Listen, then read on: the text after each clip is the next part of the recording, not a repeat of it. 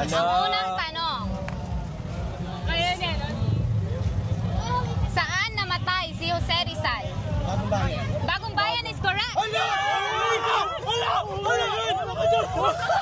pesos. Kuha o laban? Laban. Para sa 100 pesos. How many dots appear on a pair of dice? 42. 42 is correct. 100 pesos. Kuha o laban? Laban. Laban. What is the chemical symbol for the element mercury?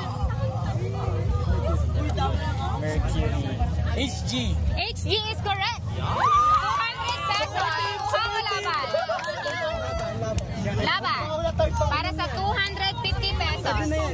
Ilang letra ang meron sa alpabetong Pilipino? 28. 28 is correct. 300 pesos. Kuha o laban? Laban. Laban. Sa 350 pesos.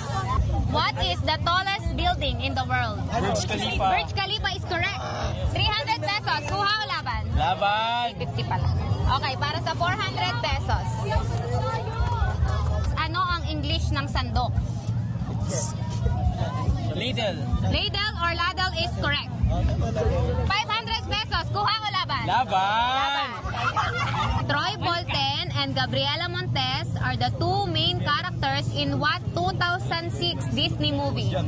Si Gabriela saka si Troy. High School Musical. High School Musical is correct. 500 pesos. Kuha o laban? Kuha na yan. Kuha na. Okay. Okay, 1, 2, 3, 4, 500 pesos. Baka may gusto kayo shout out. Pa-picture po kami. Pa-picture po kami. Wala na kayong gusto i-shout out? Wait lang. Siyempre ako muna. Okay po, shoutout po sa girlfriend ko kay Jasmine Costales. I love you, baby. Girlfriend mo yun, dapat di pa shout out. So ayun, shoutout sa mga classmates ko dyan sa Mabini College, sa mga Okay, BS sayo entrance. naman dyan, So sayo ayun lang. naman dyan. Anong parang tayo? Ito, picture na lang po, picture na lang. Thank you so much.